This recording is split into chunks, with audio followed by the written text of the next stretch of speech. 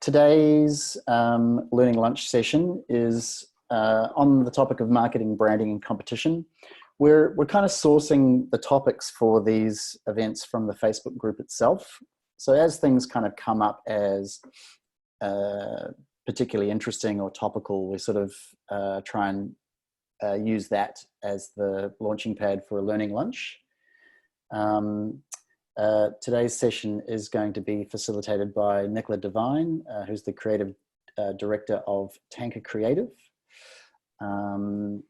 Tanker are sort of a branding, web and social communication service provider, although I'm not going to talk too much about it. Nicola, you can do a better job of that than me. And we're hoping to sort of start up a bit of a conversation around current need for branding, communication, marketing, and things like that, given that the world has changed significantly. But also, we're hoping to kind of zoom out a little bit on the nature of, marketing ourselves in what can be seen as a competitive environment, what that means for arts practice generally. I think that's enough from me. Kia ora, Nicola, why don't you take it from here? Thanks, Kane. Talofa lava, kia ora koutou. Hi, folks. First of all, a big thank you to Aotearoa Arts and Events admin team for all the amazing work that you're doing and bringing together a community for engagement. As Kate said, today's discussion is on why brand building and marketing strategy is important and whether that can be done in a kind, compassionate, and yet competitive manner. With the current situation, I'd like to acknowledge that the information that I'm talking about today could be anything from telling people how to suck eggs to helpful and relevant, or completely and utterly pants and not where they are at all.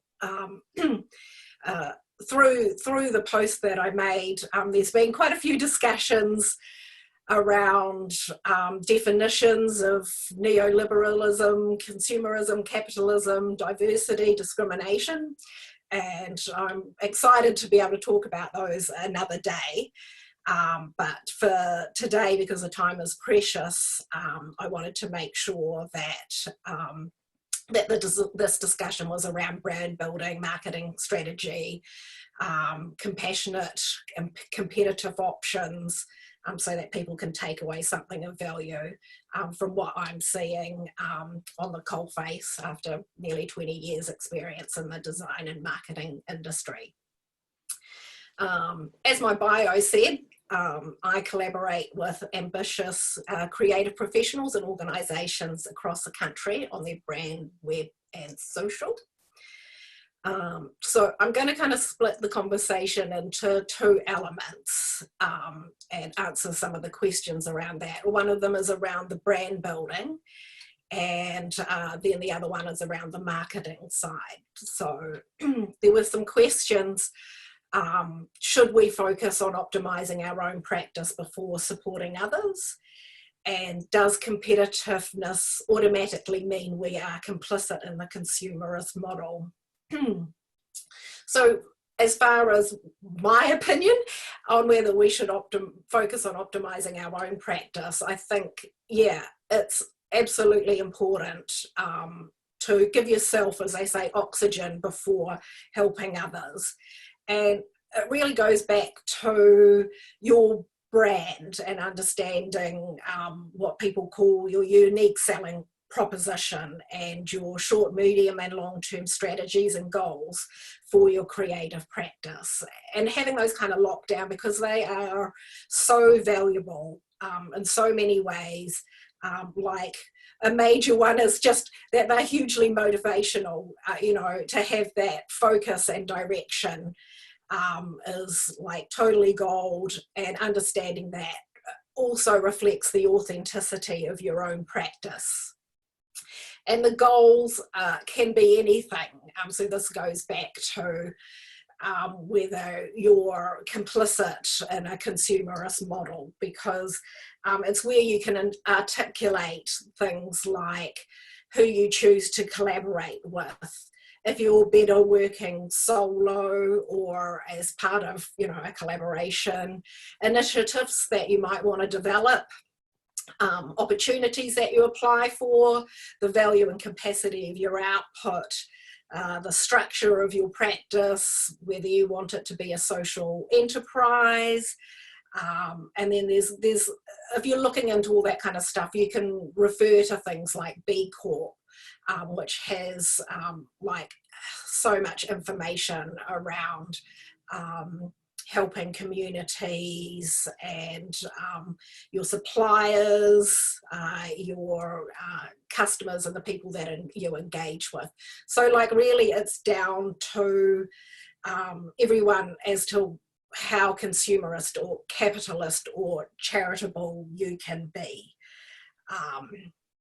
And also by having your USP and your brand locked down, you can articulate for others your philosophies, how you create, you know, the materials and locations you create in, core fundamentals of your practice, how you support others, ways you are innovative, and those reflect back, you know, especially things like whether your practice is kind, compassionate, competitive, optimized, organic, you know, all those kind of things. And by having all those in place, that will help you make the decisions that are right for you and help you to continue to optimize your practice, rather than heading off on wild goose chases, because sometimes there's heaps of wonderful opportunities out there, or different options. So being able to refer back to who you are and what your goals are is really will help you optimize what you do. And you know, having those goals again, it's, you know, they're organic. So in times like these, you can refer back to them, reflect on them, consider whether there's new opportunities that are happening that are right for you. So as far as, yeah, brand building, yeah, that's kind of how I feel about it and the recommendations that I make around that. As far as marketing strategy and online assets, for me, understanding a creative professional's brand really informs the basis of, you know, how their marketing strategy gets developed. I like to refer to it as a cake with essential ingredients that will impact on how well the end product will be.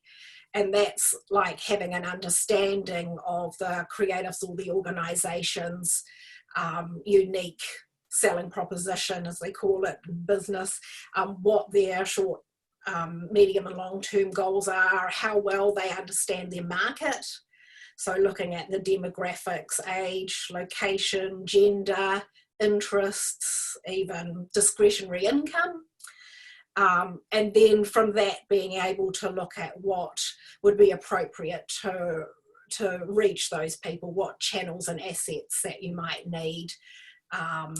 You know, and it could be that you only have the capacity to manage a couple of these, you know, and it could be Facebook or Instagram, Vimeo, YouTube.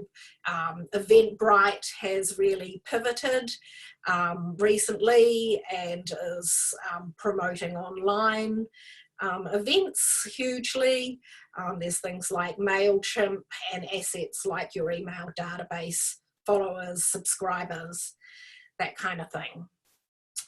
So yeah, and I've been working in the kind of website e-commerce area since around 2005, and also around the same time I started using branded email, so I can talk a little bit about the considerations around using those assets at the moment. So, and you know, So one of the things that I generally recommend for a practicing creative or an organisation is having their own platform, which would generally be a website that's not wholly dependent on social media, because social media channels like push you towards what is a final conversion or goal, and that can be a ticket sale, and a sale of an artwork, a commission, a collaboration, anything like that. And when you're choosing your channels, you should understand that they're going to need a regular commitment. And so, like choosing those channels is when you go back to your brand and your goals, so you can identify the channels, the campaigns that you might want to produce, and the content that you need to reach your audience and your goals. One of the other really important considerations that I recommend to people to think about is having an email database. We've found this to be an extremely valuable asset. It can be used to email people, obviously, and we see an amazing response to the emails that we've got, because people giving their email away is a big deal. And it's kind of creepy, but as well, you can use those email addresses to remarket people on social media channels. So channels like Facebook will use them to develop a persona. It'll go out to all those emails, look at all the elements that are consistent, and then create a persona and push it out to other people. So it can double your reach on social media channels. And that's pretty mind-blowing to see once you use it. So, like in those kind of cases, it's a hugely valuable asset to have. So once you've got those kind of, elements of your marketing identified, there's ways that you can use them in the current situation. And so what I'm seeing with the global lockdown is an opportunity to use these channels that results in significantly above average results. We're seeing people have 400% their usual organic reach. People that have databases of several thousand, we've been able to grow them even more. Sorry, email databases, we've been able to grow them by 30% in 4 days through certain campaigns that we have been implementing for them, and it's completely outrageous. But there's a captive audience out there, so they really appreciate and engage with our clients. And what we're recommending to our clients at the moment is that this is a real opportunity for them to give back, engage with and support their communities, rather than just purely pushing merchandise or product sales and services. They all recognise that people are doing it tough, that parents and people that are struggling might appreciate something from them. So we're working on campaigns around that. And I have to say, there are still people buying online. And we all need to make a living as well, so we have to take that into consideration, whether that's something that they're going to buy product now, or you're going to build your audiences through your campaigns so that you can market to them later. So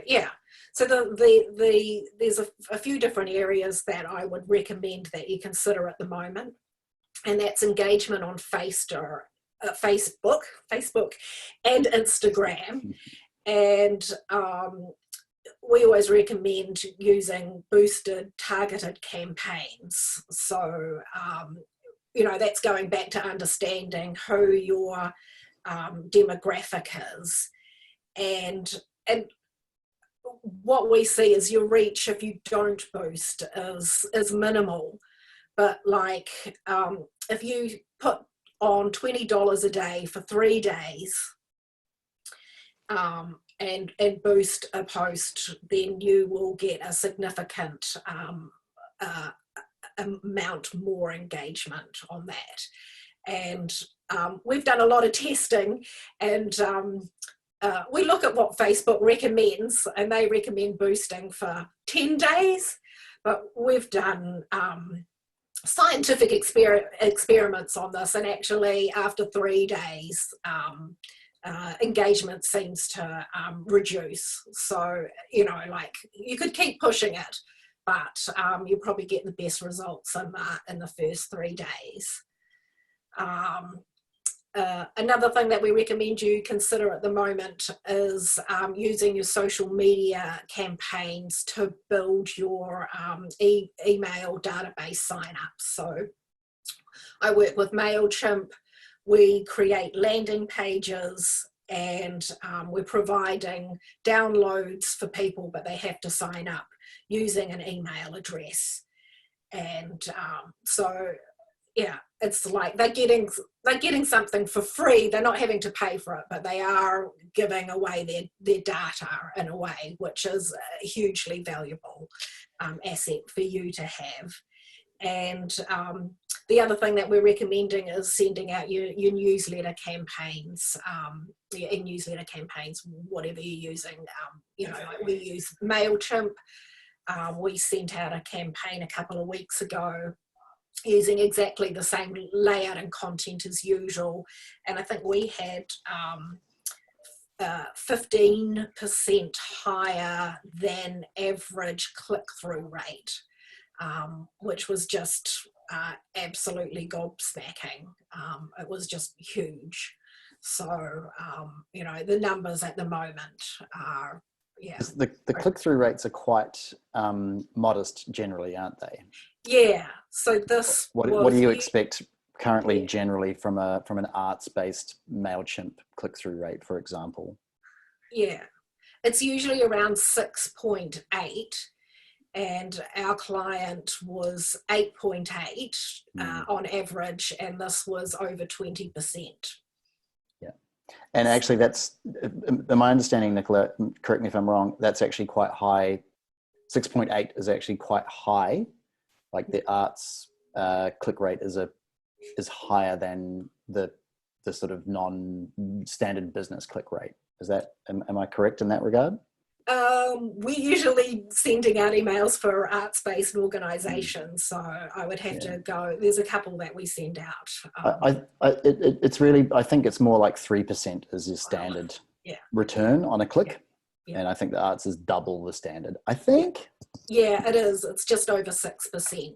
Yeah.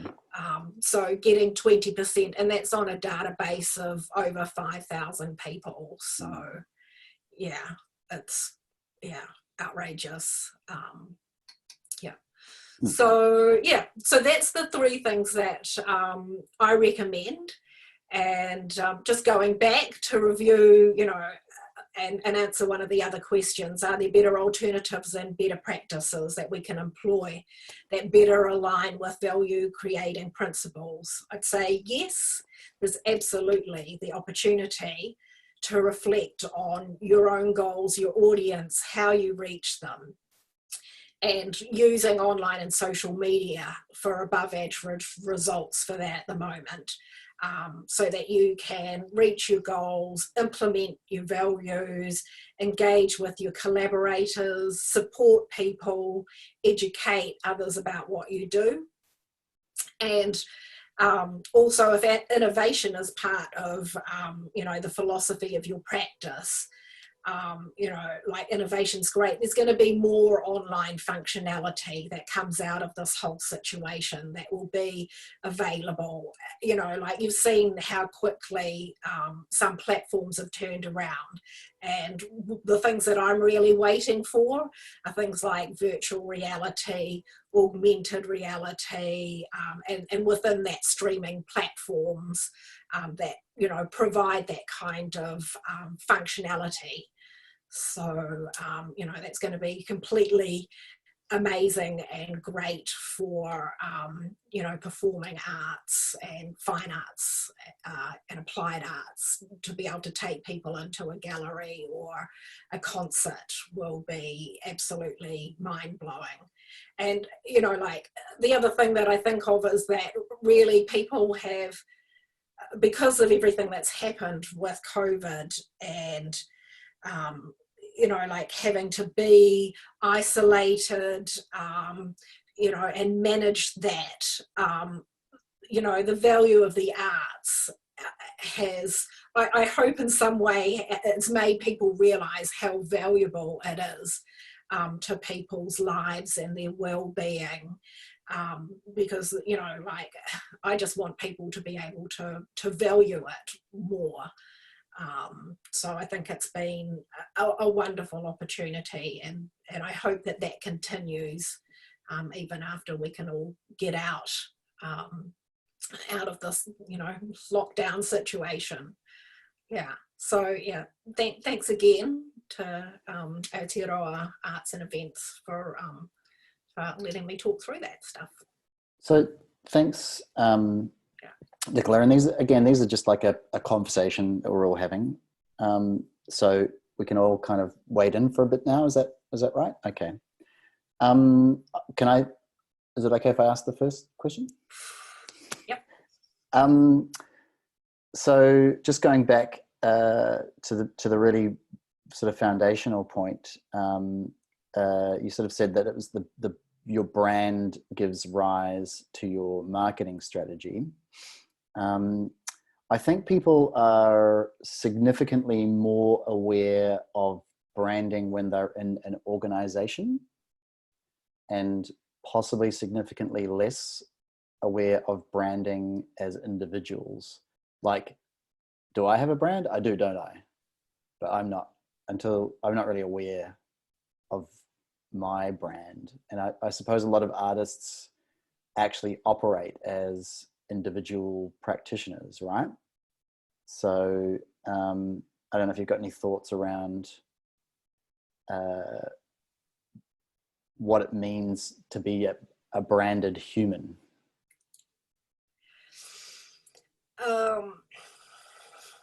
Well, I do work with some like artists that do have and have developed and continue to develop their brands. And what would I say? I mean, like it gives them a focus, and it does motivate them, and it does help them with their practice. So yeah, whether the brand and the person are the same things, I think people are, you know, can be, you know, like far more, I don't know if holistic's the right word, but, you know, like your practice can be focused on a specific area. But you can, you know, like generally people are far, you know, more complex than that. Yeah, hopefully they are. Interesting to think about when work stops for people who are their own organization. When does your day end if you're the center of that? What are the key elements of a brand? The key elements of a brand, that would be what is unique about your brand. From a graphic design point of view, there's like a visual identity to your brand, things like your audience, and your goals, which can be huge. So yeah, and then there's things like looking at your SWOT analysis, so your strengths, weaknesses, opportunities, and threats. So if you want to start examining those kind of things so that you can optimize your brand more, then those are really helpful. And can be quite confronting sometimes, like a lot of people, like they can't articulate their audience, or they think that it's everybody. But generally, I don't think I've ever come across a brand that is for everyone. It's much more refined than that, and using social media can actually help you check in on that kind of thing as well, because it will give you a lot of the demographics. So and sometimes it's quite weird or a little confronting to actually realize who your brand is. It's something like a summary of your relationship to other people, isn't it? And so in a way it is quite reliant on others. Is that right? Yes, I guess it depends what you want to be. Yeah, what your purpose is. Any other commentary, questions at the moment? Do you guys all have a brand? Are you all branded? Tell us a little bit about how you have branded. Be cool to hear from someone. Okay, I'll jump in. You won't know me. I'm actually a friend of Nicola's, so I came along for a listen, and I am a content strategist. So I have a client with a venue, which brings me to the interest of events here, but I also am a freelancer. People are always asking me, what's your business? And I don't actually have one as a freelancer. So I have a web domain, which is quite frankly, because I'm pretty upfront, and I don't believe in director or manager when you're a freelancer, because you don't actually have an entity. So my tagline is revolutionary. So when you're talking about personal branding, that's what it says on the tin, and that gives me freedom to just be who I am, really, which is quite nice. But I work with brands for other clients as well, so it's quite interesting. And I think, if you can nail that, a brand that's actually reflective either of yourself if you're an individual, or your values, as Nicola says, then it's much easier, just easier.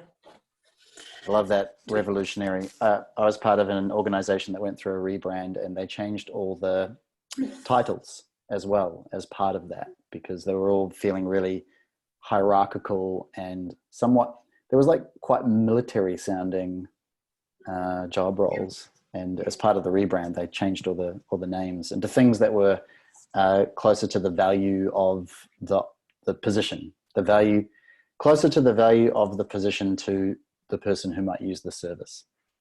I've got a client who's just taken over a previous client's business, and she works in office design, spacing, and setting people up at their workstations properly. She's an occupational therapist, and quite different from the previous owner. And the first thing I noticed when she sent me a message after she'd taken over was she'd put at the bottom her title, and again, it's a one-person band, it's not a limited company, and she put CEO, and I was like, oh no. And then underneath she'd written Chief Economics Officer, and I was like, yes, she gets it, so it was that, just saying what it is really makes it easier for people to understand and reflects your brand better, I think. I'm going to change my title to revolutionary. You're welcome. Thank you. Any other branding stories? Branding stories? Yeah, I'll have a crack. Hi guys. Kia ora koutou. Thanks for letting me have an opportunity to speak. Last year, Lake House Arts Centre, which I'm the kaiwhakahaere for, had quite an extended exercise in identifying its market and its identity and adjusting the brand accordingly. So, I mean, one of the things that was really pretty obvious to us was that our brand, that our approach was designed around the facility, was designed around the building, and even to the point where the logo itself, the building shape is designed into it.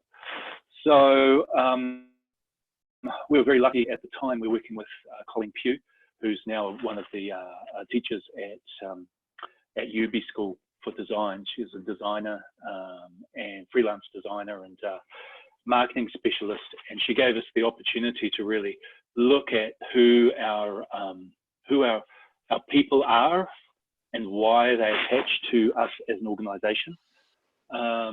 So one of the key things was that we were able to, out of that, identify, exactly what, through our deliverables, who is accessing what and why and how. So we were able to break down our demographics, our customers, if you like, into 3 different demographics, and give them an identity. And to simplify it, and I really, I think I really encourage this. Colleen was really onto it when she did this. Was she gave the groupings of people an actual name, found a photo online of someone who's representative of that group, put it with that person. So, for example, just looking at our demographic here, first one is Rose, and there's a picture of a profile picture from Facebook of a female Gen Xer from 43. She's married, she lives in Takapuna, she's Pākehā, New Zealand, she earns 60+ K, she's a radiologist, so actually going into some really imaginative, this is not a real person, right? This is someone who is typical of that part of the demographic. So actually taking it into an imaginative kind of focus on who that person is. Psychographics, focused on career, values family, busy juggling family and work, enjoys fashion, shopping, watches most entertainment at home. So, and then actually what the relationship is, so building from those psychographics into the relationship, the connection with Lake House.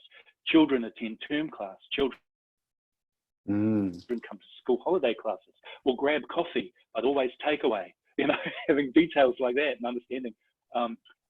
That gives us an opportunity. If it's always takeaway, how do we get her to sit in and have a coffee in and actually appreciate some art while you're there? So that was really great. So we had this breakdown that got very imaginative, as well as having some statistical information and breakdown. But what it kind of led to was for us to start to move away and to have that vision, that midterm and long-term vision of where do we want to shift our brand to. So shifting it away from an edifice, if you like, a structure, which is actually physically a part of our logo, into something that is more embracing our community. So one of the chief design elements that's been really just amazing for us, shifting in our attitude and our presentation, was shifting the peak idea from the building into the image of a heart logo, and then placing the heart and placing Lake House as the heart of our community. And that helped us to really adjust our culture accordingly, so that we remained focused on how we were connecting on a personal and feeling way with each and every person who is a part of our our various demographics. And so even to the point where open door policy, how we're engaging with people, how we're making sure that they feel heard and listened to reinforcing this heart with peak, with the building peak inside it brand, with the ideas of art at the heart of our community, with honouring our founders and the people who came before us, with preparing for the people who are going to come after us. So it had a really deep effect on how we approach every aspect of what we do now. So we've even now taken that into our idea of our interactive space, our e-learning, and continuing to connect on value strategies rather than placing value strategies in place of or above, prioritizing them above monetary concerns. And it works. And that even extends beyond, you know, working for the self. You know, we have our classes that we advertise and we put in our brochures, but we always put all of our hirers, all of our competitors in the same space are always part of our information going out. We don't charge them for that service. It's part of a free service. The more people who are a part of our community, the more we'll connect and actively be involved with the things that, you know, we're trying to get across the line financially. And that has worked. It has worked, I could say. So yeah, that's where I'm at. Yeah. Thanks. Hugely motivational. It's a great story, and raised a lot of things for me. And one is about the difference between, you know, sort of a pull and a push. But you did make me think a little bit about, you know, a lot of us are in arts organizations that are essentially the facilitators of activities, or we're doing a thing where we have a brand as an organization, and then we have a product. I hate that word. Anyway, we have a thing, I don't know, like say I'm a theatre company and I've got a theatre show. And there's sometimes a lot of tension around, you know, like I'm the venue, but the theatre show is on. I want the venue to be branded too. Or, you know, my arts organization is doing a service, you know, say we're running a tour, but I want my organization to be branded too.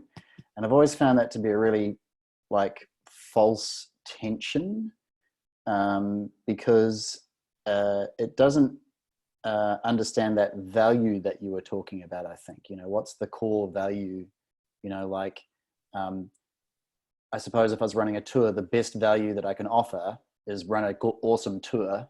Therefore I brand as running awesome tours, not as being like front and center on the posters kind of thing. Am I making sense? Do you have any experience of that kind of thing, Nicola, where there are competitive brands within the same project and a misunderstanding or a misalignment of the values of those brands inside of that? Yes, I work with brands that collaborate and do have different values and goals and directions. But they also have very much aligning elements to their brands. So it's looking at those and working on those rather than focusing on the differences. Yeah. So, and it's understanding those, you know, before you go in and being able to articulate them. So that's the huge value in developing your brand and understanding and being able to articulate it. Yeah, but you don't have to be exactly the same, you know, at all.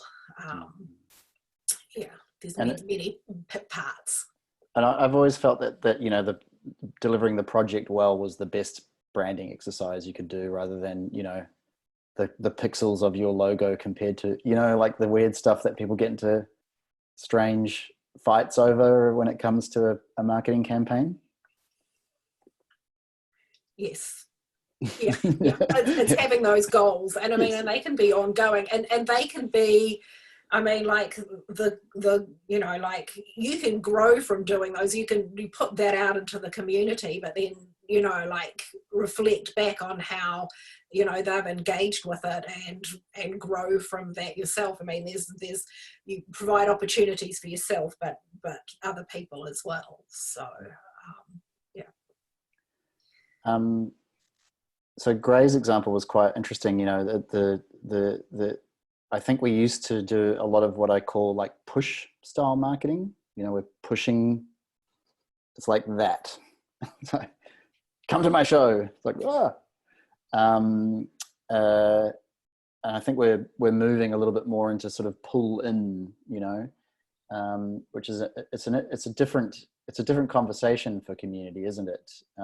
You know, Gray's analysis of who's coming and why are they coming and what they're doing there. You know, it's a and the way that not only changes the conversation that you're having, but actually structures and organization-wide processes. So yeah, has anyone got any interesting insights into that kind of, you know, the value, the push, the pull?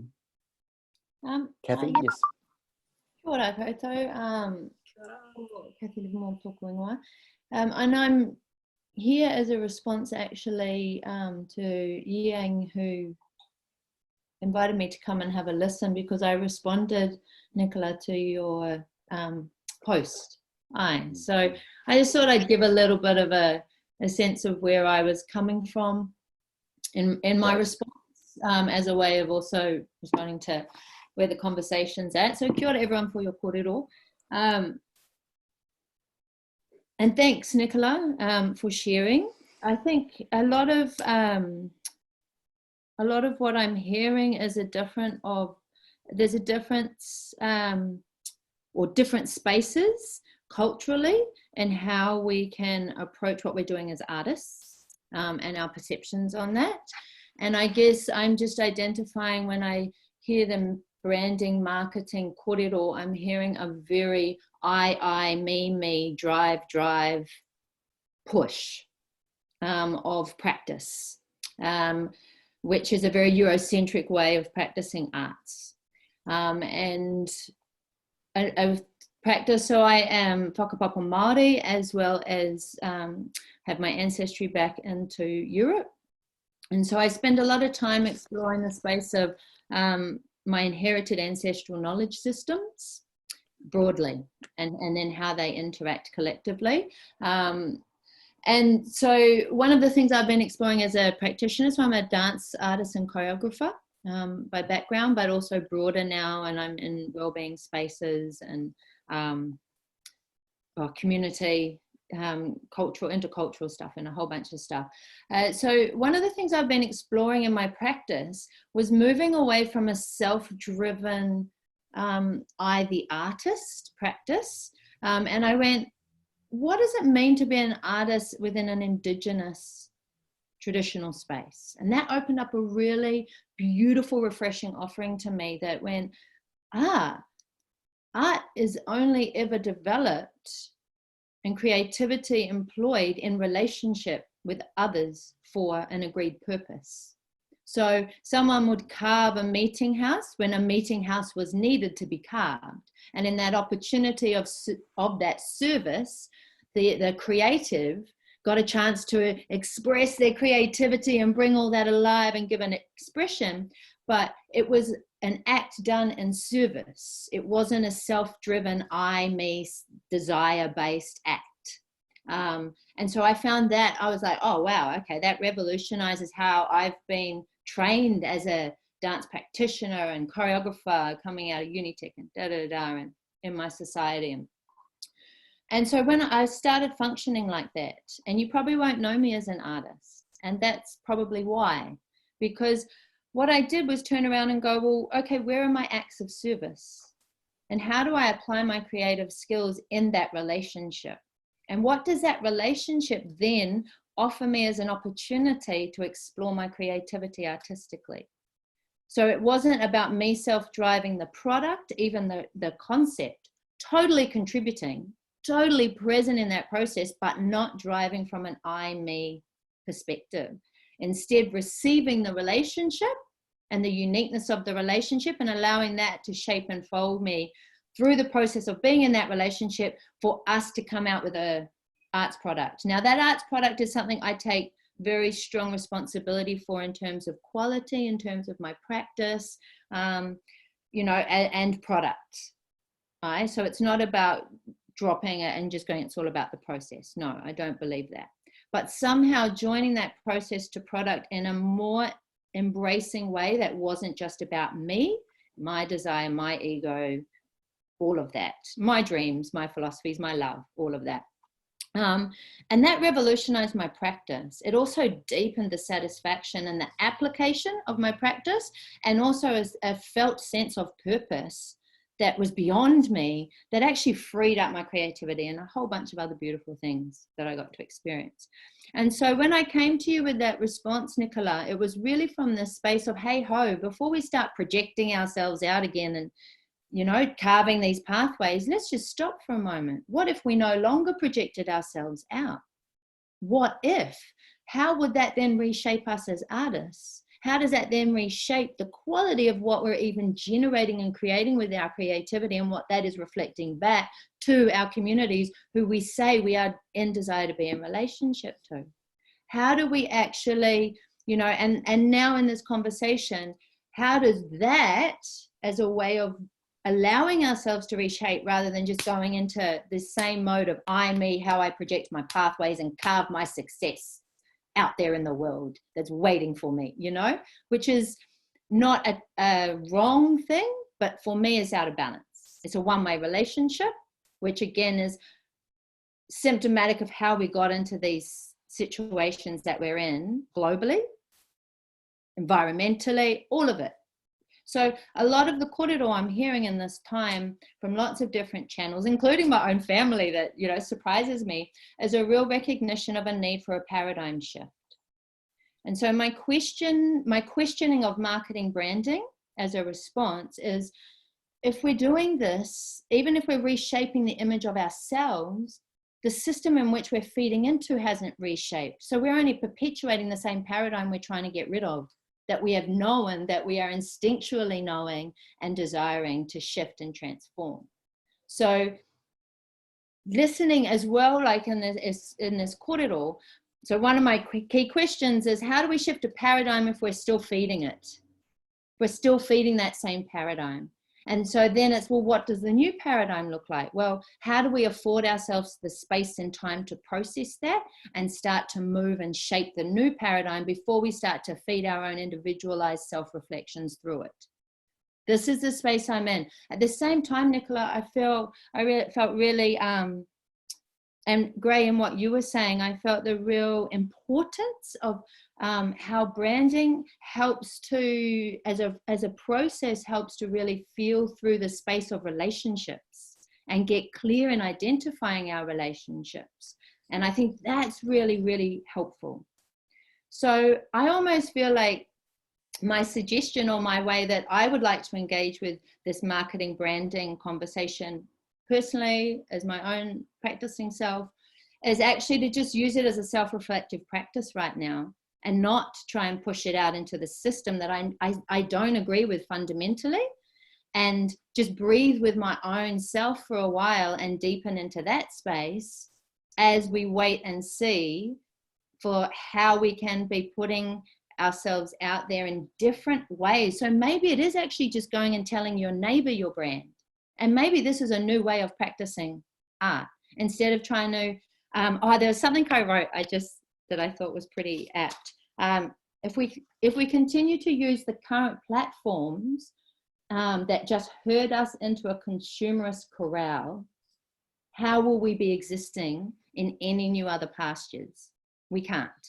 So the platforms themselves need to dissolve, yeah? Or the paradigm needs to dissolve before we can reconnect these relationships in the way. So I just think it's taiho. It's like, we just need to slow right down, people. Slow right down from this reactive I, me drive that we've been taught.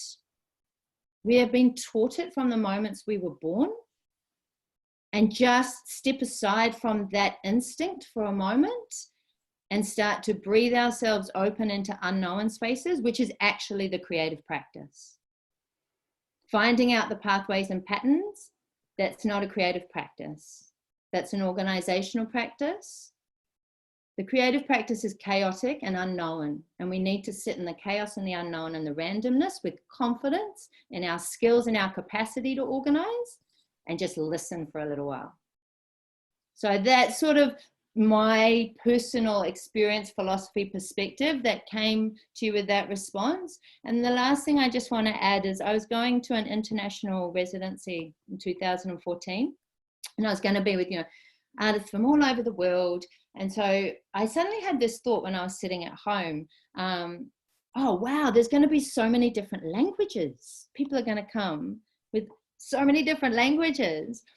And then it just flicked my mind to the thought of, is there a universal language? Like, is there a, you know, we hear this concept, and especially in spiritual circles or, and cultural spaces. And I'm like, you know, and so as I do, I just asked my lot upstairs that I hear and can hear and be guided by very clearly. And I just said to them, is there a universal language? If so, what is it? And it was quite an off-cuff question I posed to them. They came back like lightning and said to me, yes, the universal language is deep listening. Because when beings sit in a space of deep listening, they can communicate on levels that they're not even aware of on most day-to-day functions. So this is the thing that's guiding me right now. I have all these instincts to run, to, you know, try and jump ahead, to think in all these ways. And I just, again, my guidance is just going, no, deep listening is now. You are in pause. You are not in action.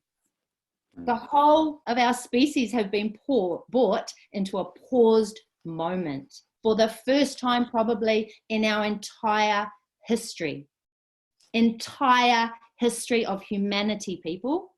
We are suddenly in a collective state of pause. Let's just sit with that and meditate on what that is before we even start to think about what we want to push out or who we are and how we have been shaped and changed through this process. So that's my whakaaro to offer into this space, while fully acknowledging, Nicola, the process. Like I'm like, I've been writing notes down because I can see the absolute necessity to flesh through these layers of ourselves. I just think it's maybe not at such a needed pace of putting it out. So I'm like, can you run workshops that are like, you know, in a retreat space type within these sorts of processes? That's going to be my sort of offer back to you for opening up this space today, is like maybe offering creatives a chance to just sit in these questions and be supported without having to put anything out from these questions yet. That would be such a supportive space, I think. Yeah, for arts as well as all other communities, actually. So kia ora koutou, thank you for letting me. Thank you, Kathy. That was a really powerful intervention. I really enjoyed that, and it made me reflect a little bit on my own practice, because I deal a lot in permission and consent when I'm working, because, well, usually when I don't, I get into trouble. So if there's a genuine invitation, you know, I don't have as much of a branding issue or an audience connection issue because I was invited to come. You know, it really resonated with me. You know, the carver of the meeting house doesn't have a branding issue, right? Yeah. But that said, and this is kind of a question for you, but for everyone, and I know, Nicola, you'll want to respond to a lot of this as well, but there's a little bit of a tension, right? Because, you know, we're quite whimsical creatures as artists, and sometimes I want to chase a hare down the hare hole, right? And usually when I've got a branding issue, it's because I created something that I just felt I wasn't the carver. I didn't get invited. So are we doing that bit wrong? Is it just that we're too out of balance? There's just too much of, you know, my singular brilliant idea as an artist, you should buy it? Is it that we're out of balance, or is that whole notion a little bit, that creative notion, is that a little bit questionable? Do you think, Kathy? I think that there is no wrong. I really don't. I think that there is just, and this is going to sound very broad, but I'll get more specific, but there just is what we experience.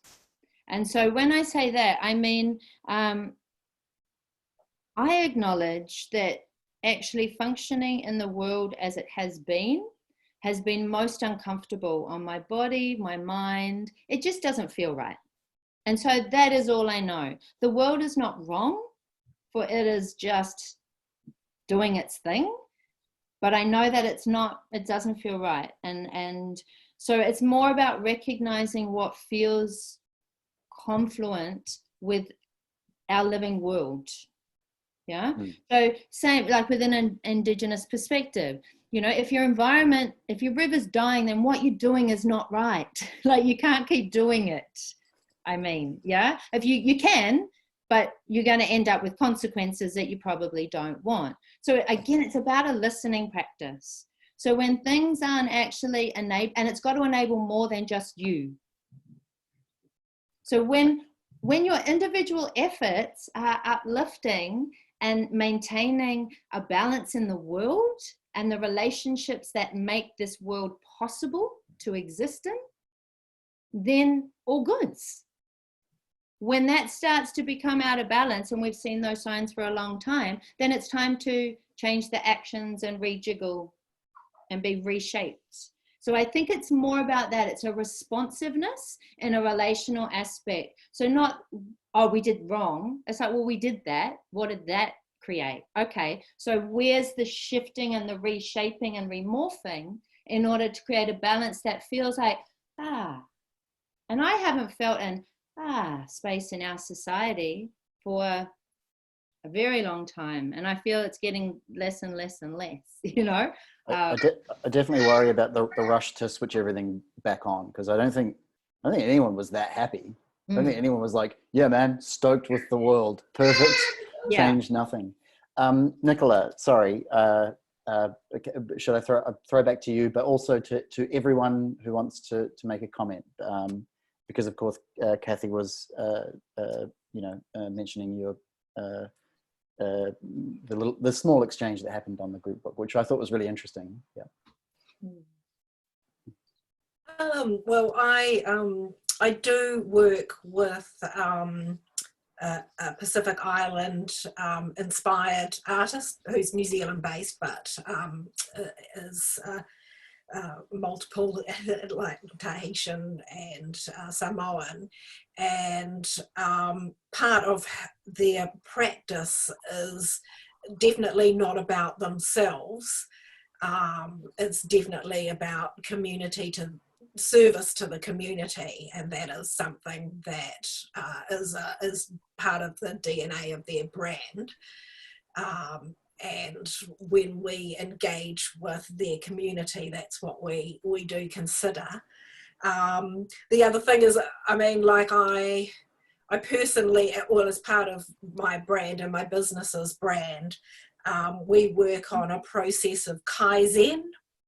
So we identify elements within our organisation that we can change, that we've identified that we don't like about the world, and some of those are around opportunities for ours is gender.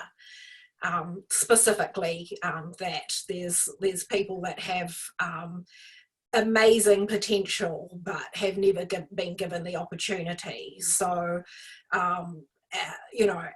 and so we just, so that's what we do. We can't make huge changes in the world, but within our practice and our output, we strongly consider elements around that, flexible workplace, that kind of thing as well, making sure that anyone that works with us or is contracted to us gets paid the living wage, that kind of thing. So, sorry, Nicola, just stand up. You do realise I was not questioning your personal operational.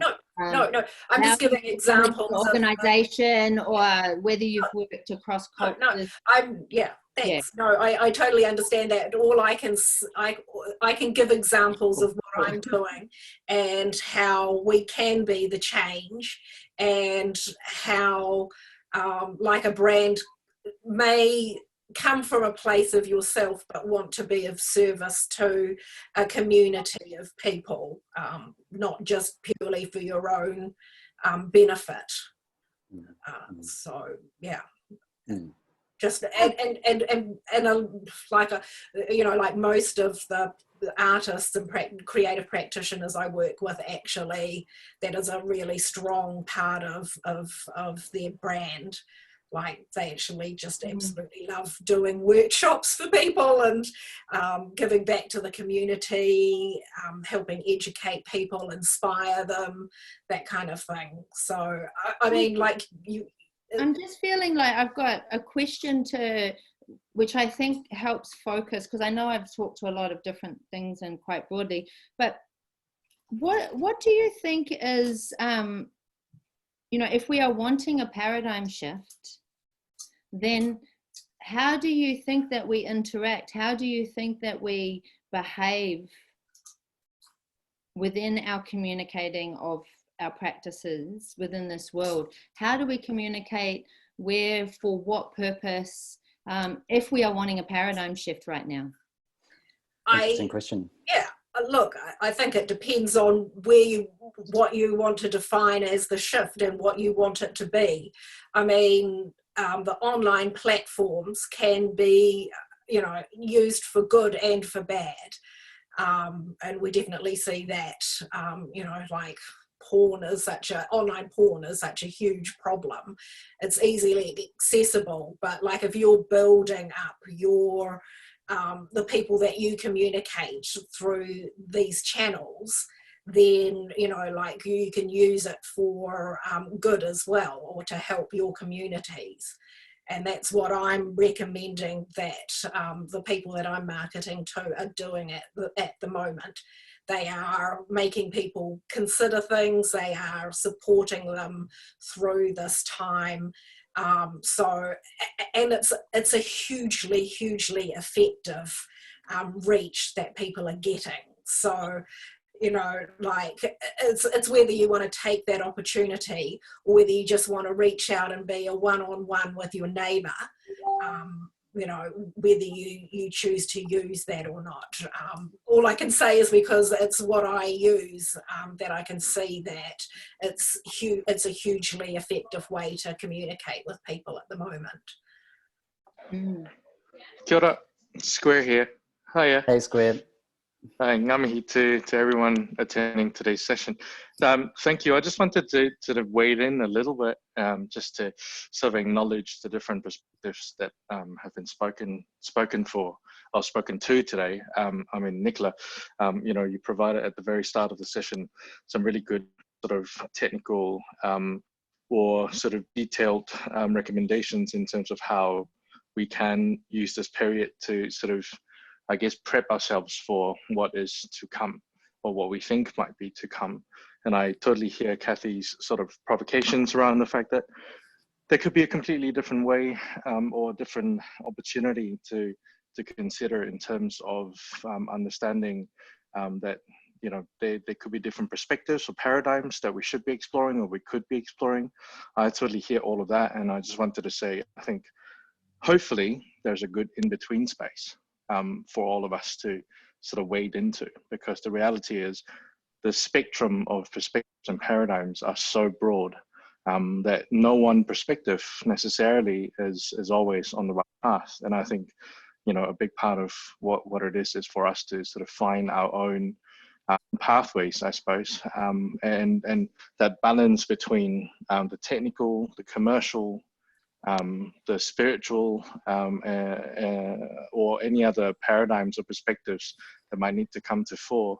I think that's where I suppose the equilibrium is, or where the art is, and hopefully, this corridor sparks some good thinking just in terms of how we can bridge gaps. It's never. I think the first step is to identify that there could be gaps, and I think that's really useful.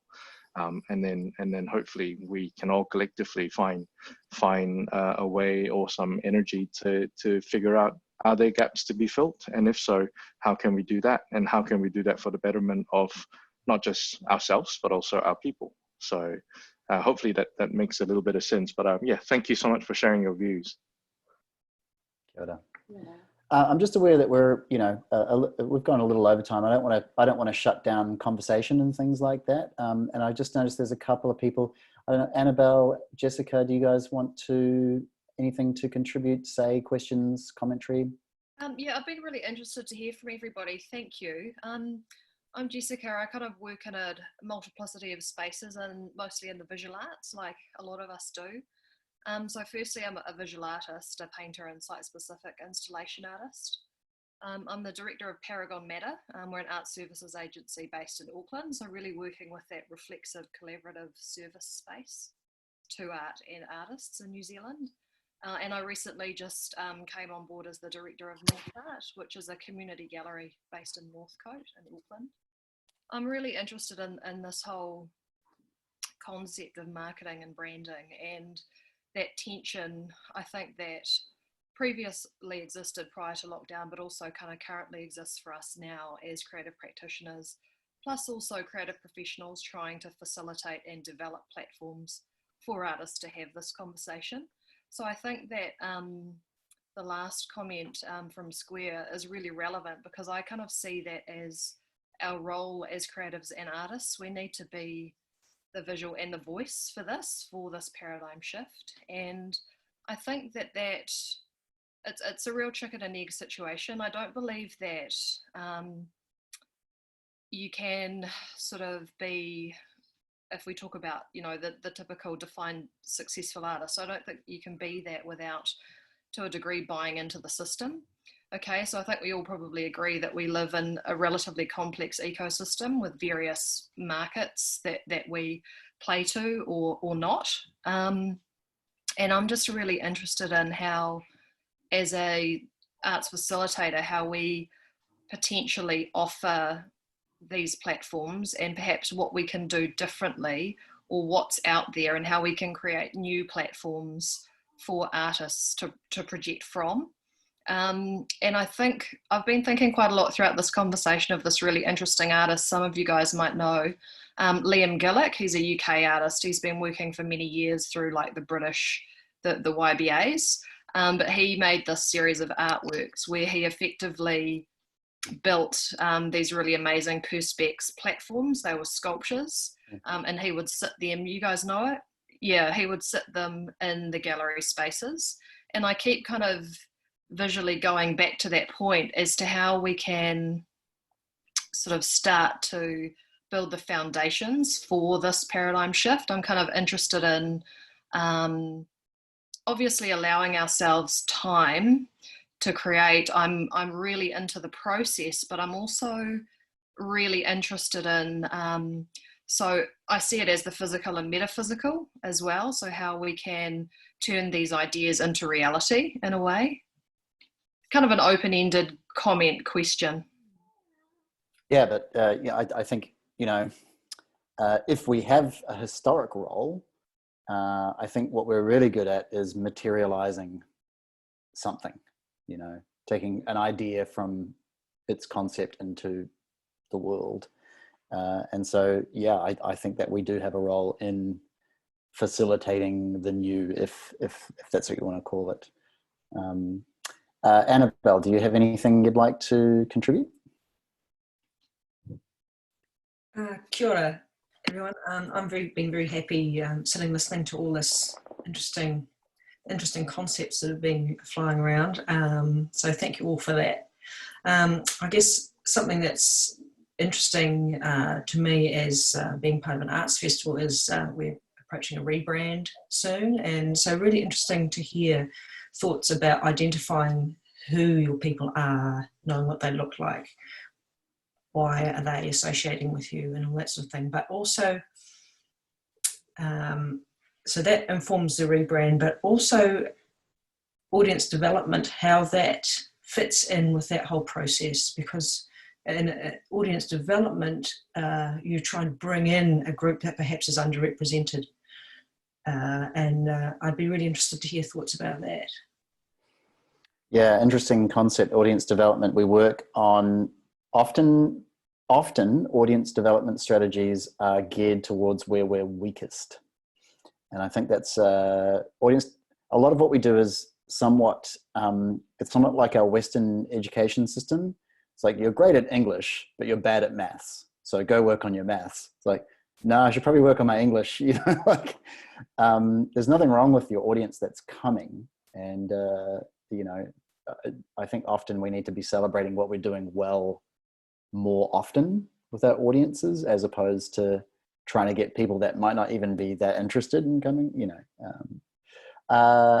Any other commentary? We should be reaching out to new audiences, by the way, but yeah. Yeah. Any other commentary? Just generally? Yeah, I just want to bring back, so from a Māori perspective, kaupapa is what shapes the world. Yeah, ko or koko means to swim. Papa is the earth. Kaupapa is what you swim in on this earth. So it's a living field of energy, of intention that actually goes out into the world and shapes, and we see that the world is full of kaupapa, and everything has a kaupapa. So really what's happening is the frequencies of kaupapas, of energy fields, are constantly coming into contact with each other and shaping each other to create reality. Okay? For me, it comes down to kaupapa. What is the kaupapa that we're feeding into? And again, I'm just going to come back because Jessica's talking, you know, and Yang is talking about a paradigm shift. And so if the kaupapa being the old paradigm, and I'm going to name it the economic paradigm that we're currently living in, the neoliberal, capitalistic, consumeristic drive, all of the value system within that, to me, does not serve humanity. It does not serve our humanity. And if your ancestors had have tribally organized themselves within that same model of thinking, you would not be here. And so for me, it's very clearly that's what needs to shift. And it comes back to these core things that are also involved in branding and marketing: values. What do we value and why? What is the purpose of what we're valuing? What is it serving?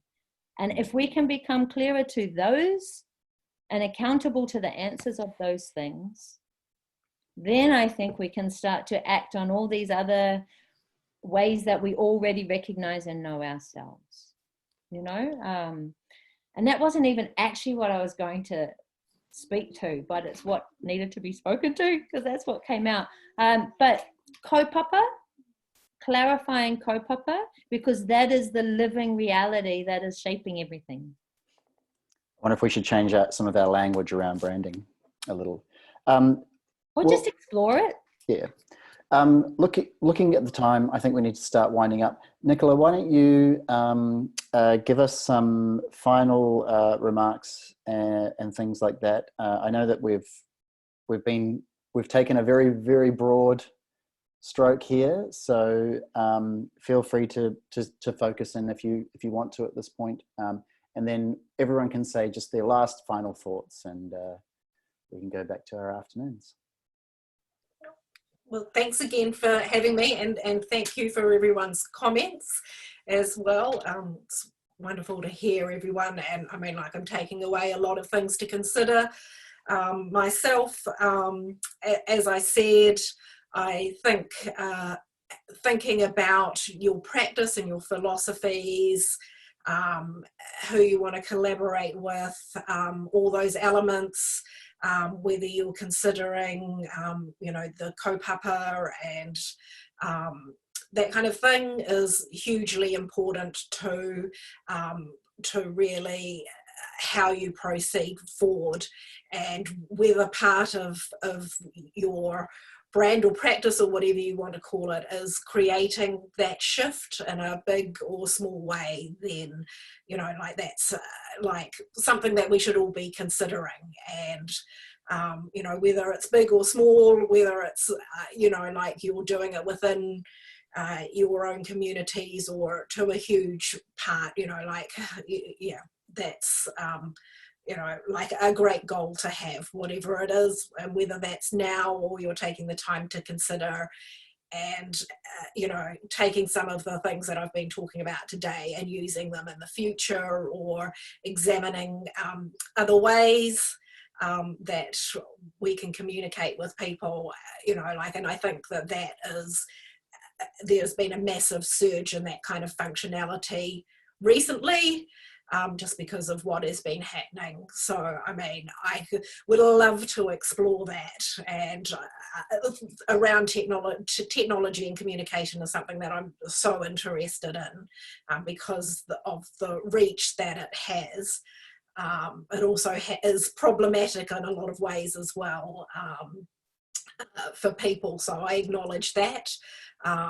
You know, so this is one opportunity that, and one channel that you can use to communicate with people. So definitely fascinated and interested to hear about different elements that can be brought into a brand and different ways that people can communicate from this. So, and it is worth taking that into account at this moment too. You know, 400% increase in you know, people's response rates and things like that.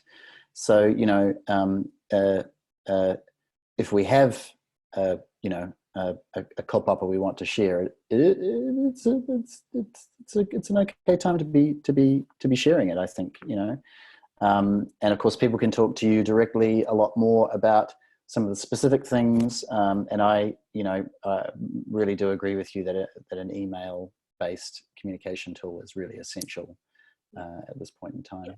and look, use it to your advantage, build up your audience here, and then when you have another opportunity, take it and use it to bring people onto that, you know, that way of, or that channel of communication. So, yep. Any other final thoughts, comments from anyone? Feel free, wade on in. I can see, are you unmuting, Gray? No, he's good. Anything Sorry, else, I Kathy? do have one more. Yes.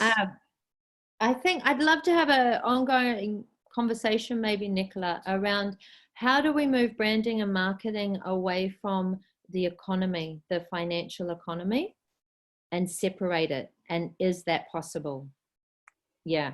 So look, yeah, I think it already is. Yeah, it's honed in. So I'd love to put it all more on that. That really interests me, on that separating. Yeah, so it's no longer feeding that beast. Yeah. Sounds like a good topic for a learning lunch, huh? Yeah, so thank you so much, Nicola. Kia ora. Thank you. So any other final thoughts or comments? Cool.